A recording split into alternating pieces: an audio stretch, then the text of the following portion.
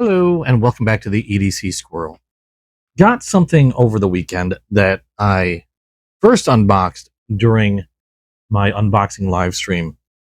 And this is from QSP, and it is the Dolphin QS161D. This is a 14C28N blade mirror polish with abalone handle. Now, like I said, I did unbox this previously during my live unboxing, but I only really glossed over the knife itself, and I wanted to do a little bit more detailed look at this one. Now, in the box, we've got probably some of my favorite stickers from a knife manufacturer. Have a Knife Day and a QSP Penguin.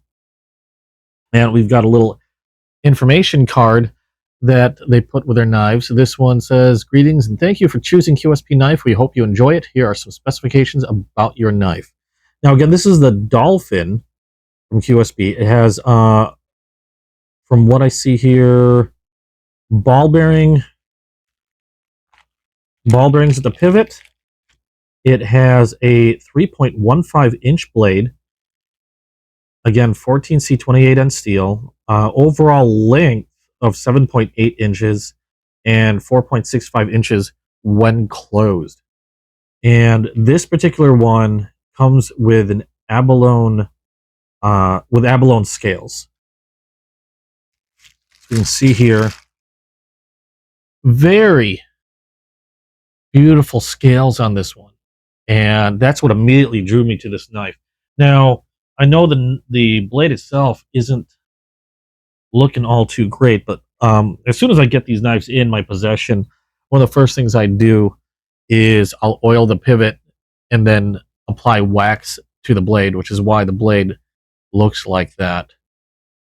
But before I even bother opening this up, you can see here close up some really beautiful abalone scale on both sides. Absolutely gorgeous. I love the shine. I love the colors. Now, you'll notice this does not have a pocket clip. It does have a rather large lanyard hole. And when I first opened the box to this, there is a little tool that comes with it. And I wasn't sure what that was at first. And then I realized that this goes for this works with the lanyard hole. I'm guessing that's if I want to take apart the knife for whatever reason, because it's kind of an unorthodox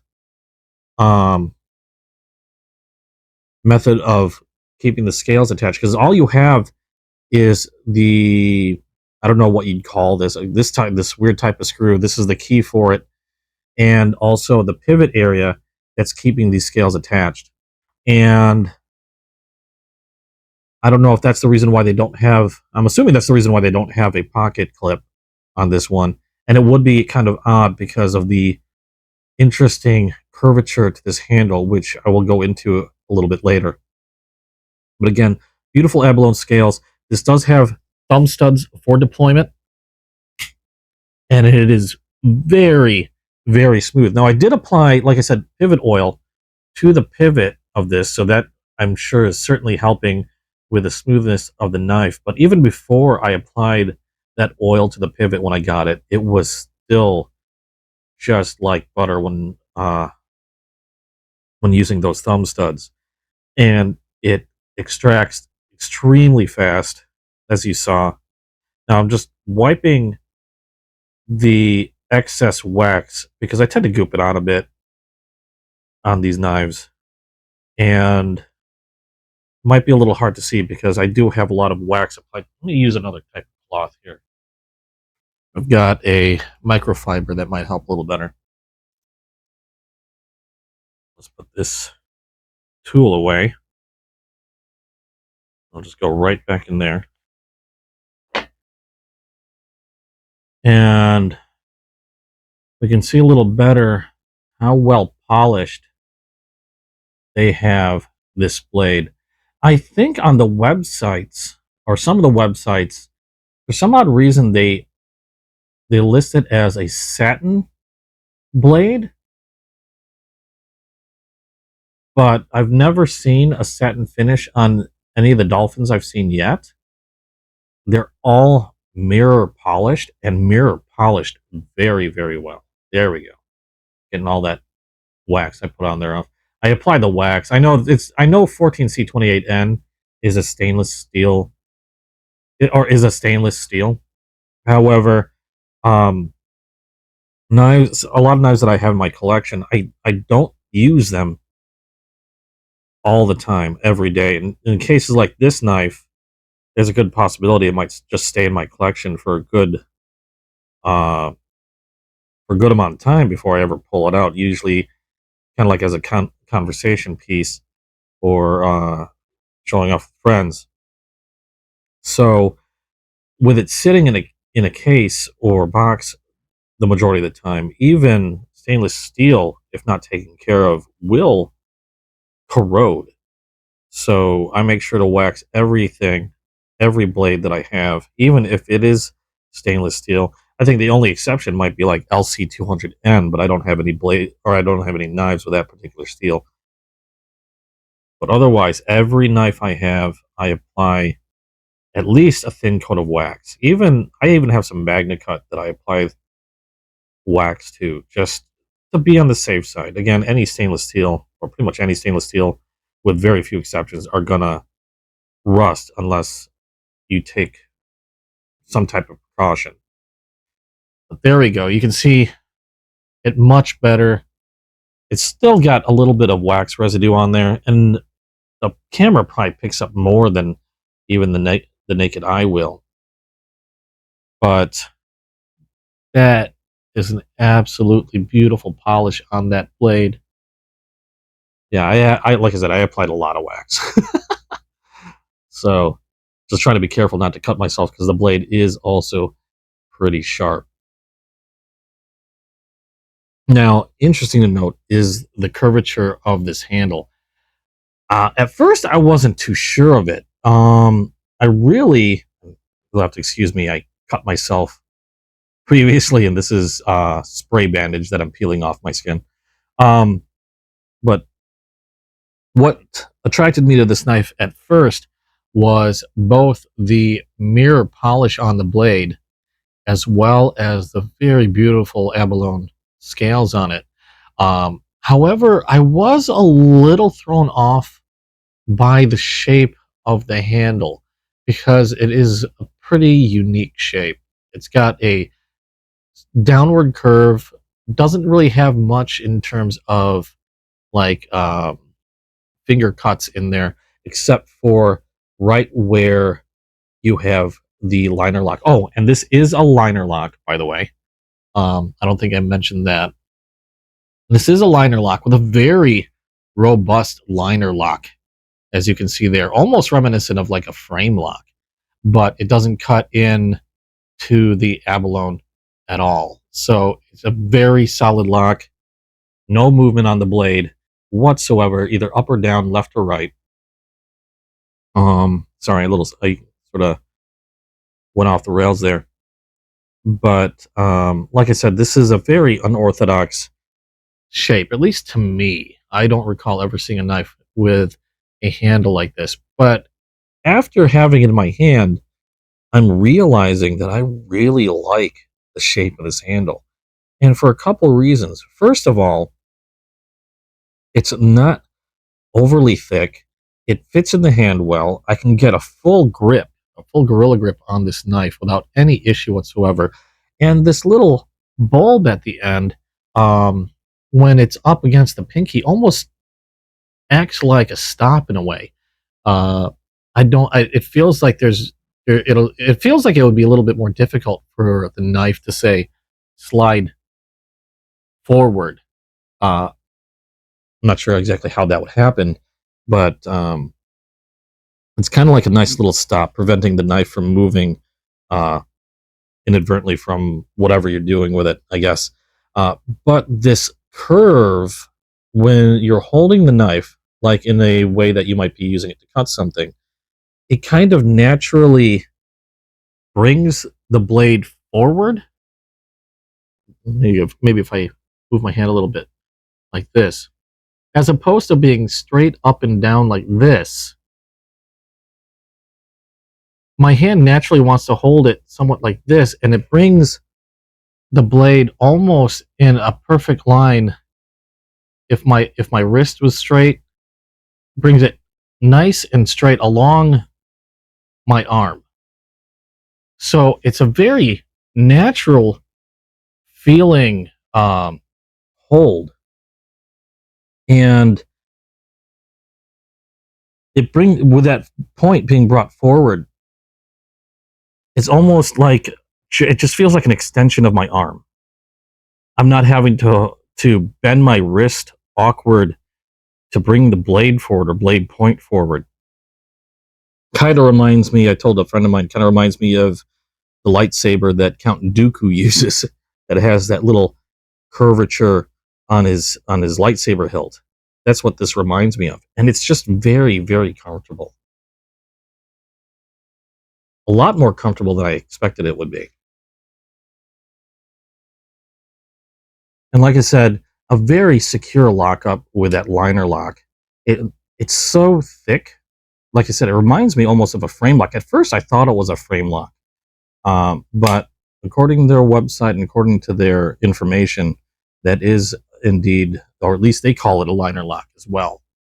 Now, other information on this blade. When I got this blade, I purchased this blade through Blade City. I've seen it at various other online websites. However, very few of the others seem to have it in stock. Blade City was the only one that I managed to find that still had this in stock, aside from maybe QSP themselves. And I think they're running currently, at the time of this video, about, was it $85? I think it was for this one.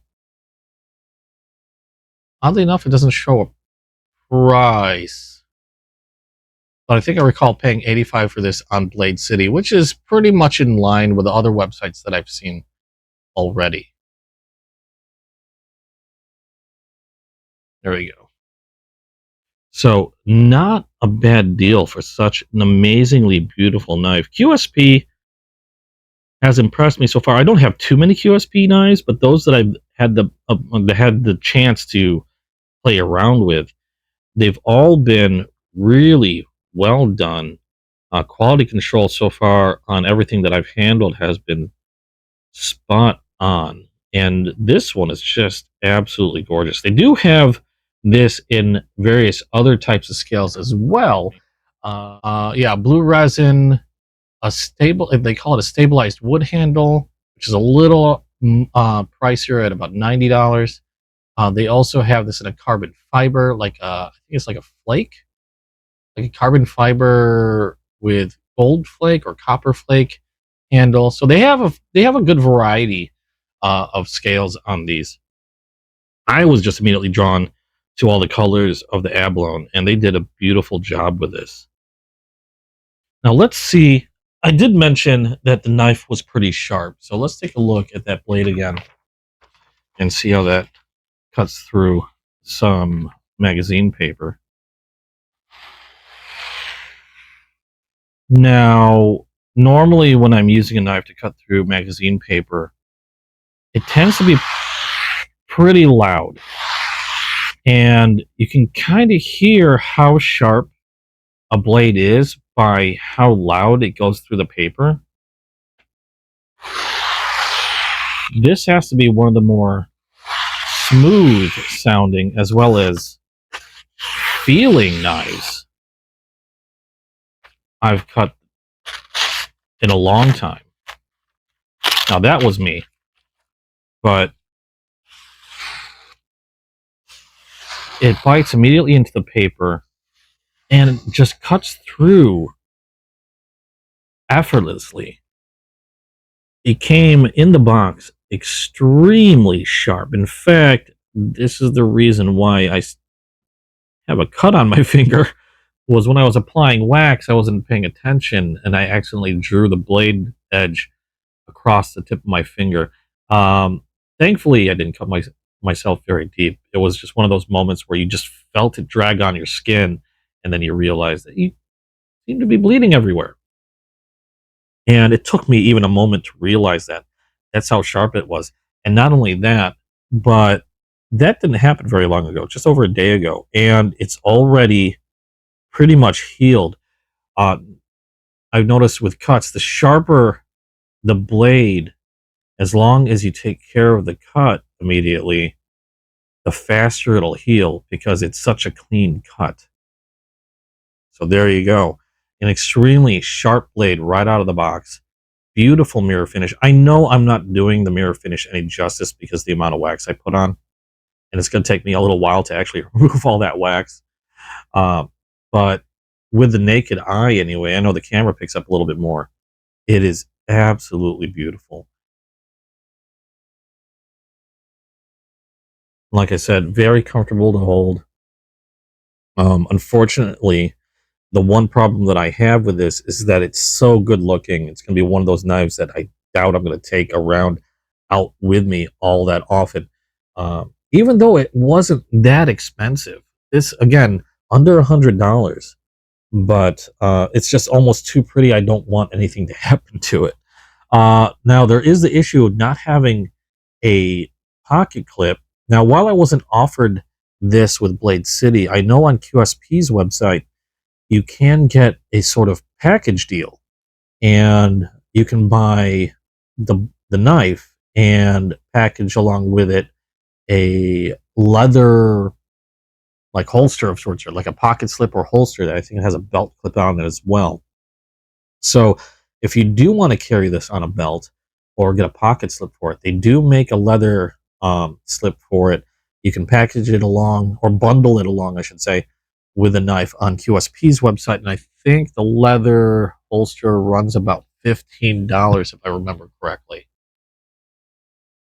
So if you're looking to carry this and you want to be able to carry this, I would definitely recommend either getting a slip from QSP from their website, or looking into another one from another manufacturer. You just want to make sure that you get one that is long enough to fit the knife in its closed position. Other than that, there's not all that much else I can say to this or about this, because I really have no negatives to it. And I've said that before on a few knives, but it's just such a well done knife and an absolute beauty. I don't know if I mentioned it before. If we look close at the blade, again, out of the box, perfectly centered in there, exactly what I like to see. And I am really impressed with the work they've put into this knife. And again, same thing with even their more budget friendly knives. They have yet to disappoint, and I look forward to getting more from QSP and seeing what else they can do. But this has to be probably one of the most beautiful knives in my collection, and I'm just excited to have it as a part of it. Again, if you want to check it out, I don't see these on Amazon, so I can't provide an affiliated link to it. But I did get it from Blade City, and I do show them also being in stock, I believe, on the QSP website. And if you're interested in learning more, I'll link both websites below in the description.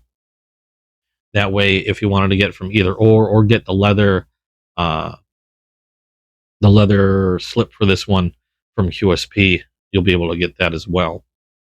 And that's pretty much about it. Just super impressive blade, extremely sharp, really well done, very smooth, and a very comfortable, interesting handle as well. I definitely recommend looking into it when you get a chance. Already one of my favorite knives in my collection. Thank you very much for joining me. I'd love to hear your opinions if you have this knife, and if you'd comment below, let me know what you think. I really appreciate all the support you guys have given me, and if you haven't yet, please please hit subscribe, and also then hit the notification bell, and you'll be notified as soon as I come out with any new videos. So thanks again for watching. You guys are amazing, and hope to see you in the next video. Bye-bye.